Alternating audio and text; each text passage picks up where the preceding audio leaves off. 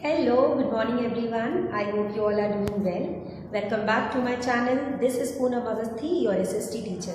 Students, as you all are aware, before examination, we were doing chapter number 4, the judiciary.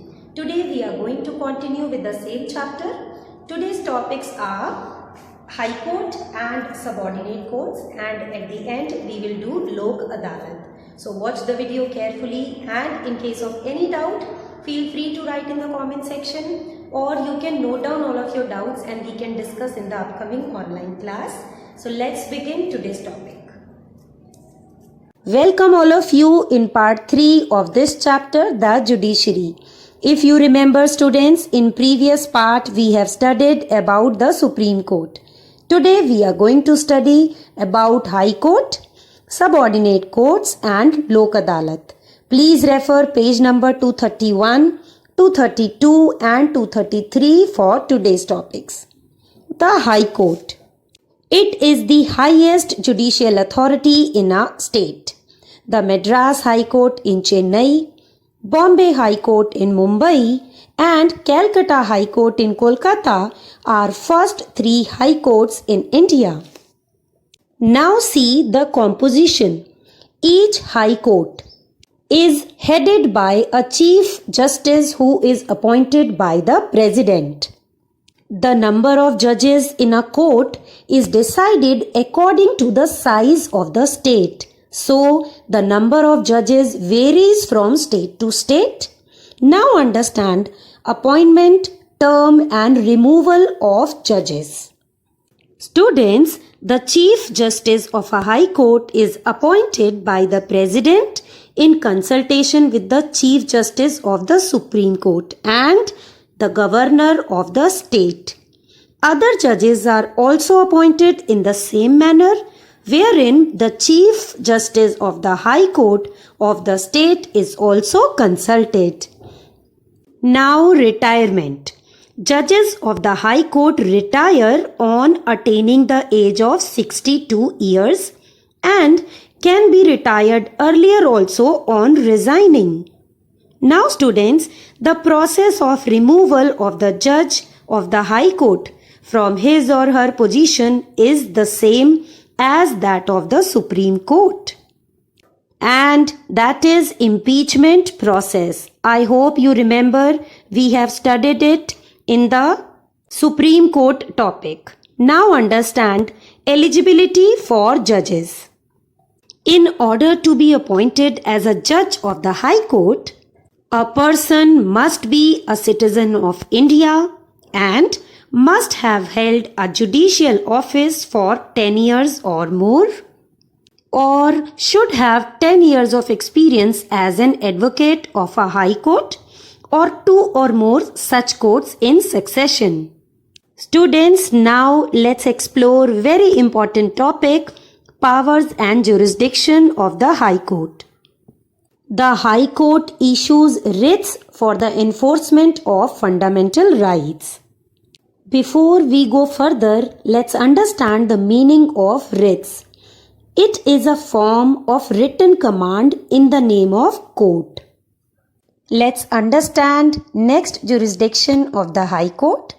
It passes rules on election petitions and other election related disputes. It hears appeals in both civil and criminal cases against the decision of the subordinate courts and reviews the judgments. The High Court controls and supervises the working of subordinate courts. So students, this was all about powers and jurisdiction of the High Court. I hope it is very clear to you. Now understand the role of Advocate General. Each state has an Advocate General who is appointed by the governor of that state. He is required to help and advise the state government on legal issues, and he is also supposed to perform other legal duties as assigned by the governor. His qualifications are the same as the judges of the High Court. Now students, understand the concept of subordinate courts. Each state is divided into various districts. The courts which function in these districts are called subordinate courts. Under these courts, the courts that hear civil cases at the district level are called the district courts, and those that hear criminal cases are called the sessions courts.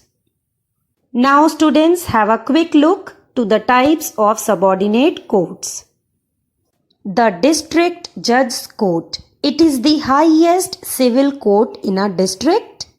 It can hear cases related to land, property, money transactions, marriage, etc.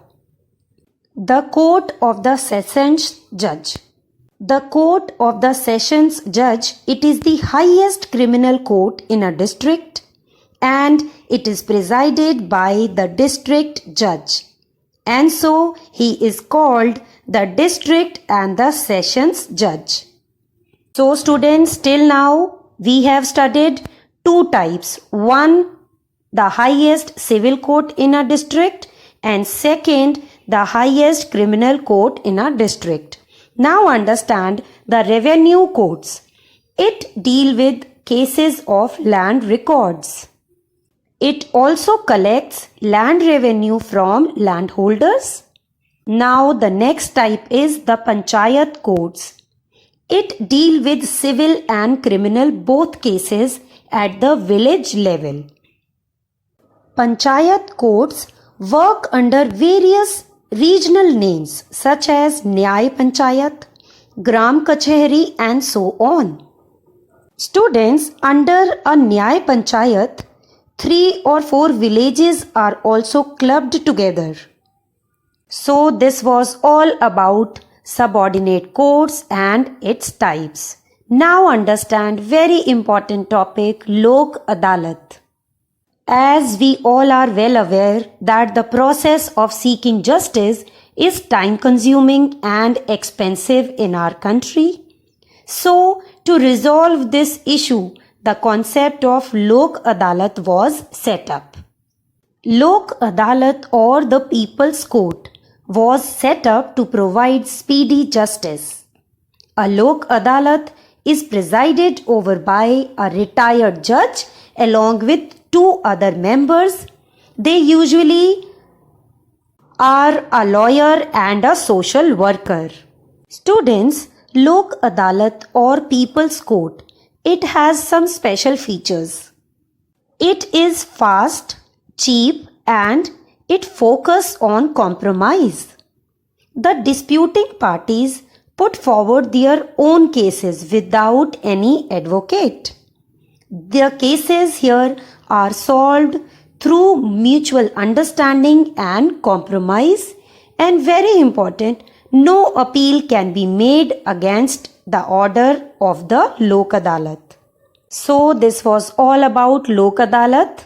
By this we are done with today's topics.